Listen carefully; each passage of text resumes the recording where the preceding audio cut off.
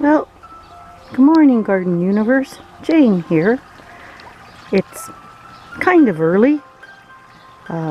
Misty, moisty morning. It's foggy.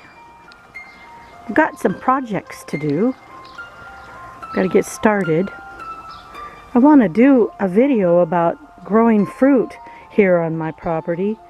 I have a lot of apple trees. This is Honeycrisp. It's got some fruit. Last year it was so heavy with fruit we were afraid branches would break. This year not so much fruit. And the strawberries are in pots so I can move them out of the way of deer, rabbits, chickens. Got some stuff coming along in there. Hey, what you doing, Ginger? What's going on down there in the grass? You're just acting squirrely.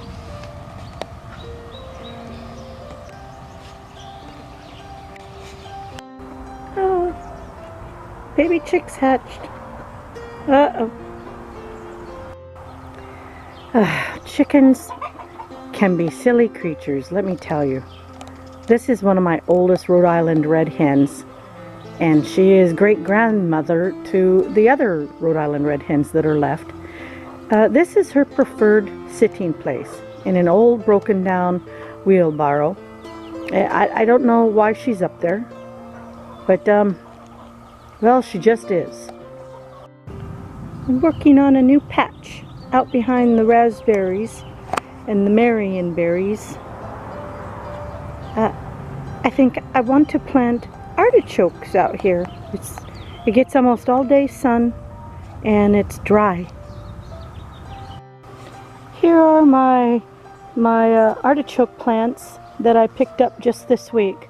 Two of them are called Green Globe, and one of them, the big one, is called Purple Romagna?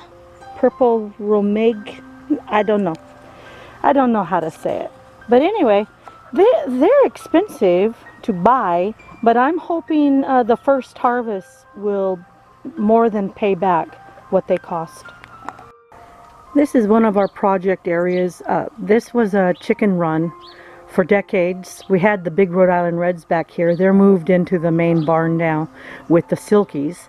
And this is just all pretty much 99% compacted chicken manure. I want to take off the top layer of this and put it into the artichoke bed. But look what I found here that has me baffled. Coming up out of the hard, compact chicken manure are Cinderella pumpkins. Now, I collected all of the seeds this year before feeding the pumpkin to the chickens.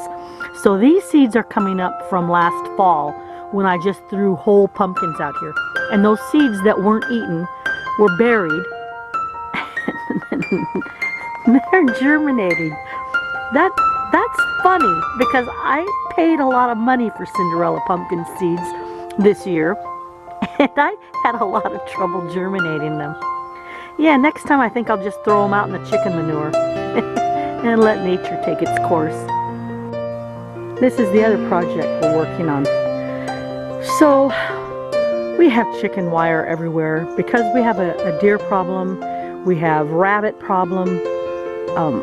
And I don't want the chickens that you can hear in the background waking up this morning. I don't want them, you know, eating all of the plants in the vegetable garden. So we're trying to make a temporary gate out of the chicken wire so I can get through here with a wheelbarrow or my wagon when I want to take things in and out easily.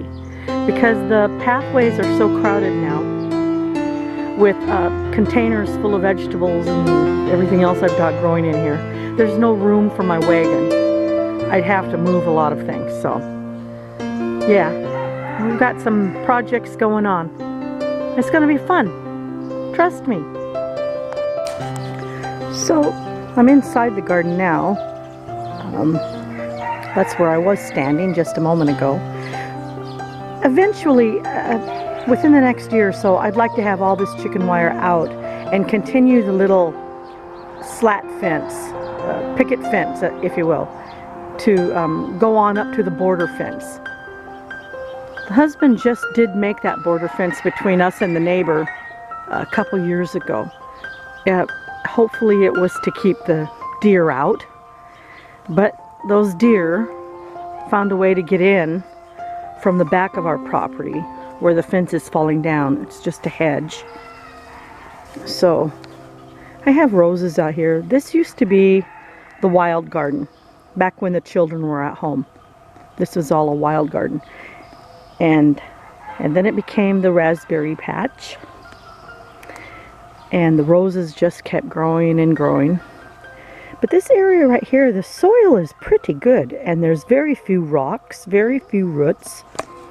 And so this is where I want to put the artichoke bed. Well, I shoveled that little amount before I tuckered out, and I need to sit down and rest. Breaking it up by hand, removing little stones and sticks and things like that. And I'm finding lots of worms in this. So this is healthy chicken manure / old compost, but it's very compacted, so I've got to break it up before I add it to my artichoke patch. I've got one planting spot for the artichokes done, breaking up the clods and the hard bits. The shrubs in here are temporary, so one more load to go, and then I can plant the artichokes.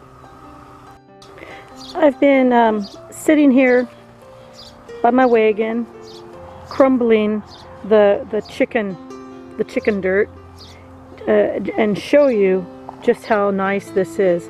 I have arthritis in all my joints, so if this was really dense, I couldn't break it up with my hands like this.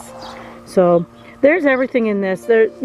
We had chickens in this pen for many years, and I didn't compost so much back then. I just threw everything from the house to the chickens, everything from the garden, all the waste from the garden to the chickens, and they ate most of it, and what they didn't eat broke down into this dirt.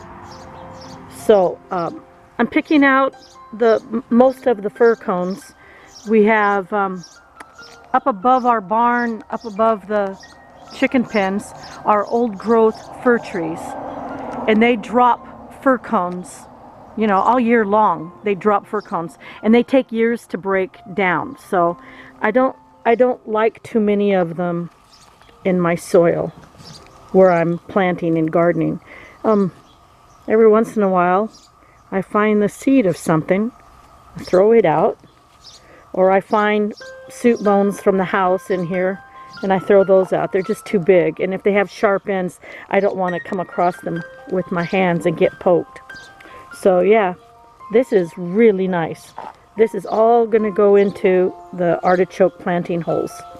So yeah, I'd say this is 80% chicken manure that's completely broken down, rotted away, and the other 20% is just biodegradable stuff. Okay, I'm pretty much done for the morning. Time to go in the house and get some ice water to replenish. So this is a really nice little bed. The artichokes are going to take a couple of years to fill this out. I'm only putting 2 plants in here, and so one will go on each end, and in a couple of years they should touch in the middle. So I think I'll plant some fast growing vegetables for the summer, like some onions and I don't know what else. But here's my garden fork, and this soil is so fine. Yeah, all the way up to the hill. Nice, huh? Getting ready to plant, so I will put the vegetable food in the bottom of the hole, and I will sprinkle some azos, beneficial bacteria and fungi, on the roots. So that big artichoke that I can't pronounce the name, that goes first. So the root ball is not too bad. It looks like it's not pot bound in any way. That's what it's called. Purple Romagna? I don't know. Okay, so the green globe is now going to go into this prepared hole. The azos and the vegetable fertilizer. Mix that all up. Scoop a little spot out of there. And we'll plant. Okay, both artichokes are in their bed. And I made a moat around each plant so that I can water them in without disturbing the soil around the root ball too much. That seems to work with my giant pumpkin plants. So yeah, I've never grown artichokes before, but you know, like my grandmother always said, if you don't plant it, it won't grow. Time to water them in. This is, let's see, this is water with 1 glug each bucket of chicken manure juice that I make. Well, my artichokes are planted. I'm very pleased with how this turned out. It was hard work, but it was worth doing. I hope I get artichokes either this late summer or next year. I think it'll be worth waiting for.